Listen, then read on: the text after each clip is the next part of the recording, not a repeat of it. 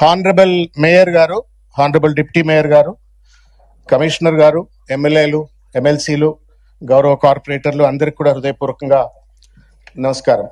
ఒక హిస్టారికల్ ఘట్టంలో ఈరోజు ఈ సమావేశం జరుగుతున్నటువంటి సందర్భంలో మాట్లాడే అవకాశం కలిగించినటువంటి ఒక మేయర్ గారికి నేను హృదయపూర్వకంగా ధన్యవాదాలు తెలియజేస్తా ఉన్నా.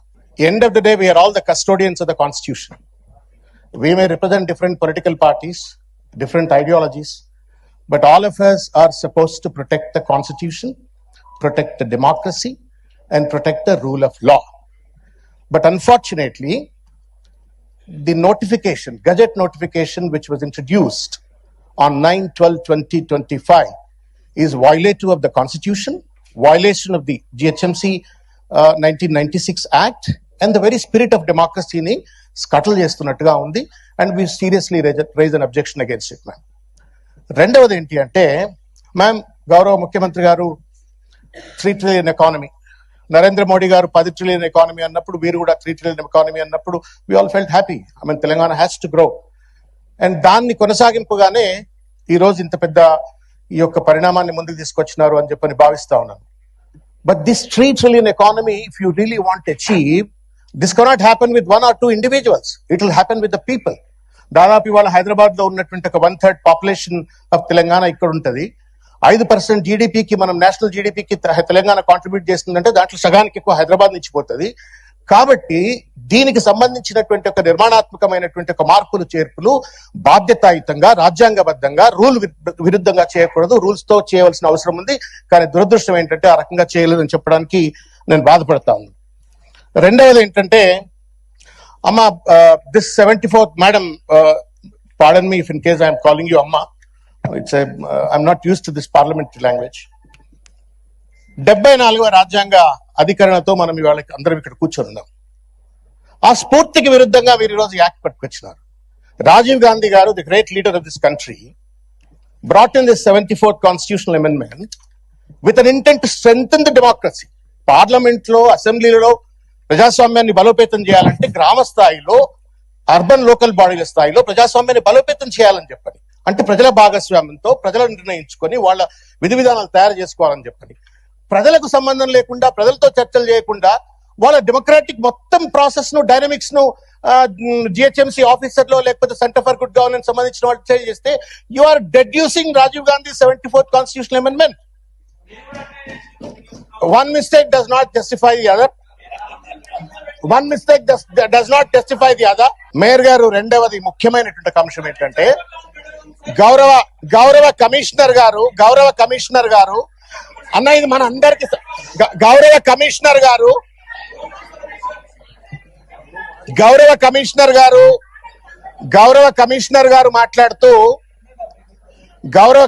గారు మాట్లాడుతూ సెంటర్ ఫర్ గుడ్ గవర్నెన్స్ తో ఈ యొక్క మొత్తం వ్యవహారం అంతా కూడా నడిచింది. వాళ్ళ సూచనల మేరకు ఈ గజెట్ తీసుకొచ్చినామని అన్నారు. Then I want to question this government. What is the constitutional sanctity of Center for Good Governance? What is the constitutional sanctity?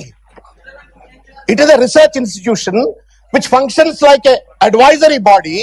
An advisory body conducts a constitutional duty without consulting democratically all the corporators, all the MLAs, and all the respected ex officio members.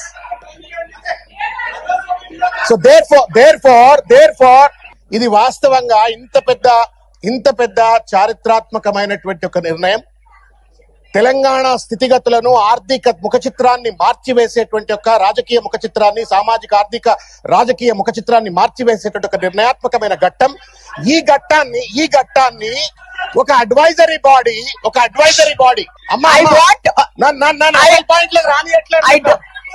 Shravan garu, you just give me some suggestions.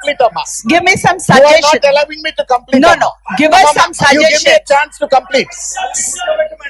Amana, I'll finish in 3 minutes. You asked him to complete. Please take 2 minutes and complete it, and I want you to give suggestions, please. Amma, 2-3 విషయాలు, ముఖ్యమైన విషయాలు. అమ్మా, centre for good governance is not a constitutional body. ఇంత పెద్ద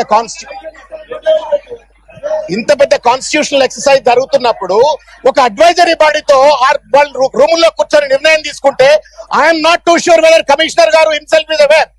just as I really salute you, ma'am, for your greatness and honesty. You accepted that you also are not aware. If the first citizen of Hyderabad does not know how the delimitation has been done, I assume that the commissioner also is not aware. That means somebody sitting in Jubilee Hills has written something and then sent and then being enforced or not. It is anti-democracy, anti-constitutional and anti-74 constitutional amendment. అమ్మా ఒక్క నిమిషం ఇది అమ్మ నేను corporator అయ్యేది లేదు పోయేది లేదు. కాకపోతే నేను వీళ్ళందరి కోసమే చెప్తున్నా ఇది. ఒక్క మాట అమ్మా మేడం, ఒక ఇంపార్టెంట్ అంశం. కమిషనర్ గారు మాట్లాడుతూ 1,34,00,000 పాపులేషన్ అన్నారు మ్యామ్, 34 లక్షలు ఇది వారు చెప్పినారు. And I expect that this delimitation should be done in accordance with the rule of law. Rule of law ఏం చెప్తుందో ఒకసారి నేను కమిషనర్ గారిని దయచేసి గుర్తు చేసుకోవాలని చెప్పి నేను కోరుతా ఉన్నా. ఏమంటా ఉందంటే, the variation in population in the wards shall not be more than 10% of the average population of the ward. 10% of the average population of the ward as far as possible. Is sutram endi? I don't know whether CGG has understood or the GHMC which has given the notification has understood or not. But if I truly get into this, what I understand is, ఈ 1,34,00,000 మంది divided by మీ లెక్క ప్రకారం 300 వార్డులు ఎంత వస్తుందమ్మా? 44,667 మంది వస్తారు. Complete చేయనియండి, ఒక్క నిమిషం ఆగండి. అక్కడ కూడా వస్తా. ప్రజాపాలన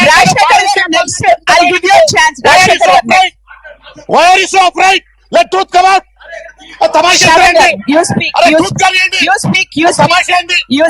అరే నాకు అర్థం కావట్లేదు. ఏమన్నా పార్టీ మీటింగ్ ఇది పార్టీ మీటింగా? గాంధీ భవన్ మీటింగ్ ఇది? What nonsense is this? అర్థం ఉండాలా? ఫిష్ మార్కెట్ ఇది? రాజశేఖర్ గారు, I'll give you a chance. Let him conclude. I'll give you a chance. అమ్మా నేనేమంటున్నా, మా వెంకట్ గారు కానీ బాబా ఫస్యుద్దీన్ గారు కానీ మాట్లాడియండి. అమ్మా ఈ మ్యాప్ చూడండి. ఈ మేయర్ గారు ఈ మ్యాప్ మీరు చూడండి. మేయర్ గారు, మీరు ఈ మ్యాప్ కనుక చూసినట్లయితే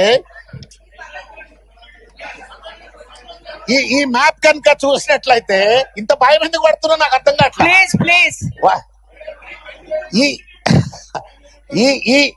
ఈ మ్యాప్ చూస్తే, ఈ మ్యాప్ లో మీరు వార్డ్ నెంబర్ 1 సైజ్ ఏంటి, మిగతా మధ్యలో ఉన్నటువంటి ఒక వార్డుల సైజ్ ఏంటి ఒకసారి చూడండి.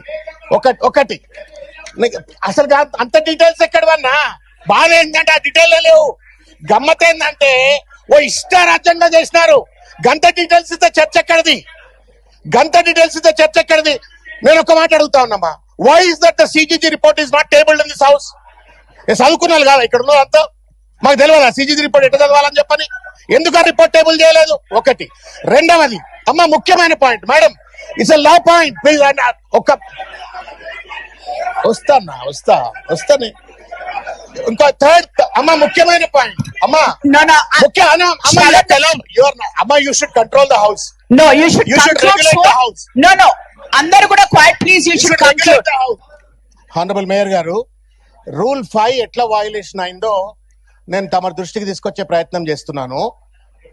1,34,00,000 జనాభా ఉన్నప్పుడు దాన్ని 300 డివిజన్లతో కనుక డివైడ్ చేసినట్లయితే 44,667. రూల్ ఏం చెప్తుంది అంటే, rule 5, there could be a variation plus or minus of 10%. అంటే 4,000 కలిపితే 50,000 అన్న కావచ్చు, 40,000 అన్న కావచ్చు. But it cannot be like 20,000, 10,000, 18,000 and 60,000 and 70,000. Where is the rule allowing the GHMC or the Center for Good Governance to come up with such kind of an illegal, irrational classification of that delimitation? చెప్పండి, ఇది violation of rule number 5. తర్వాత ఇంతకుముందు పెద్దలు ధననాయందర్ గారు కూడా మాట్లాడారు. మీరు ఏ senses వాడినారు? 2011 పాపులేషన్ తీసుకుంటున్నారా? జియోగ్రఫికల్ టెరిటరీని మాత్రమే కన్సిడర్ చేస్తున్నారా? చట్టం ఏం చెప్తా ఉంది? You cannot selectively pick and choose the law. Law has to be in an integrated manner. You have to apply. దాని ఇష్టం వచ్చినట్టుగా నాకు ఇష్టం వచ్చింది పిక్ చేస్తా, ఇష్టం వచ్చింది పిక్ చేయని అధికారం చట్టం చెప్పదు. ఎందుకంటే అమ్మ ఇక్కడ కొట్లాడుకొని అరుచుకున్న తర్వాత రేపు ఎవరో కోర్టుకు పోతే కోర్టు కొట్టేస్తుంది. అట్లా కొట్టేయకుండా ఉండాలంటే తెలివికల్లో వాళ్ళు మేధావులు ఇంతమంది ఉన్నారు కాబట్టి let's come up with the proper law which will stand the judicial scrutiny. మీరు 6 ఏం చెప్తా ఉంది, మీరు జియోగ్రఫికల్ టెరిటరీ అన్నారు, మరి పాపులేషన్ ఎందుకు కన్సిడర్ చేయరు మీరు? నాకు తెలియదు ఇవాళ, నా డివిజన్ లో ఎంతమంది పాపులేషన్ నాకు తెలియదు. Why so secrecy? I don't understand. Why so secrecy? What is the confidentiality? ఇది ప్రజల డేటా కదా. నేను ఒక్క మాట చెప్తామా, with pain I'm telling you this as someone who has entered into politics with a lot of noble idea. నేనేం పెద్ద రాజకీయ నేపథ్యం నుండి కాదు, కార్పొరేట్ లో పనిచేసుకున్నాను, రాజకీయంకి వచ్చిన. ఇవాళ జిహెచ్ఎంసీ ఎన్నికలు జరిగితే 50% ఓట్లు వేస్తలేరమ్మా. మన నవీన్ పోటీ చేసినప్పుడు 50% వేలే ఓట్లు. We're losing respect because of this. We're diluting the laws, we're diluting the democratic decorum. మేము తప్పు చేయొచ్చు, అధికారులు తప్పు చేయొద్దు. That's what we're trying to say. ఒకటి. రెండోది ఏంటంటే ఏ డేటాను బేస్ తీసుకున్నారో ఇంత తెలియదు. ఇంకొక పాయింట్ ఏంటమ్మా, ముఖ్యమైన పాయింట్ ఏంటంటే అమ్మా, Hyderabad is known for Ganga Jamuna Tehzeeb. Ganga Jamuna Tehzeeb. We all lived like brothers and sisters for years, centuries. This government somewhere along made an effort to destroy that. I live in Shekhpet. Kausar bhai Kumalam. Balala sab bhi bol rahe the wahi baat. Amma Shekhpet గ్రామం ఒక 15 బూతులు ఉంటాయి. దాన్ని తీసుకెళ్ళి ఓయి colony, ఇంకో దగ్గర, ఇట్లా అందరం కలిసి ఉన్న వాళ్ళను విభజిస్తా ఉన్నారు. That means you are destroying the very fabric of the constitution, secular fabric of the constitution. మీరు పాపులేషన్ ను క్రైటీరియా తీసుకోరు, జాగ్రఫికల్ టెరిటరీను ప్రాపర్ గా తీసుకోరు. మీరు సిజీజీ ఒక అన్కాన్స్టిట్యూషనల్ బాడీతో మొత్తం వ్యవహారం అంతా నడిపిస్తారు. దాన్ని 300 అని చెప్పని ఉద్దేశ ప్రయత్నం చేస్తారు. అమ్మ, ఇంకొక చిన్న మాట, on second ordinances were brought in. దయచేసి నేనేం రాజకీయ విమర్శ కోసం చెప్పట్లేదు, చట్టం గురించి మాట్లాడుతున్నాం ప్లీజ్. సెకండ్ 2వ తారీఖు నాడు ఆర్డినెన్స్ వస్తాయమ్మా. In 6 days of time the entire delimitation is over. On 9th the delimitation notification comes. Ordinance వస్తుంది, ఆ ఆర్డినెన్స్ తప్పు. 27 అప్రజాస్వామికంగా డిక్టటోరియల్ గా మెర్జ్ చేసినది వేరు ముచ్చట. మీరు 2వ తారీఖు నాడు అది చేసిన తర్వాత 9వ తారీఖు నాడు delimitation వార్డ్స్ ఎట్లా వస్తాయి? How is it humanly possible? ఎవరిని మాట్లాడినారు? ఎవరితో చర్చ చేసినారు? ఏం డిస్కషన్ చేసినారు? ప్రజలతో సంప్రదించడం లేకుండా సీజీలో కూర్చొని కంప్యూటర్ లో గూగుల్లో delimitation is done, violating the entire rule position. This is an illegal gazette. This has to go. This has to go. అప్పుడే ప్రజాస్వామ్యం. నేనేమంటున్నాను, ఇది 300 కాదు 400 చేద్దామంటే చేద్దాం. We are with you.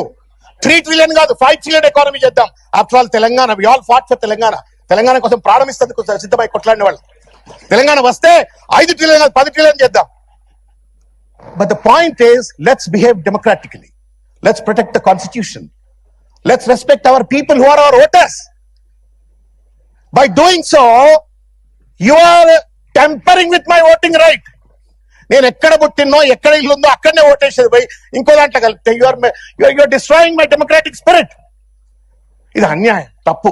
ప్లీజ్ దయచేసి అమ్మా మేయర్ గారు, మై హంబుల్ సబ్మిషన్, ఈ యొక్క గజెట్ ను దయచేసి we're opposing and then we want the honourable commissioner గారు to withdraw this. Number 1. Number 2, if this exercise has to be done in a systematic manner, please constitute a commission, dedicated commission ని constitute చేయండి. ఆ పద్ధతిలో పోదాం. Thank you.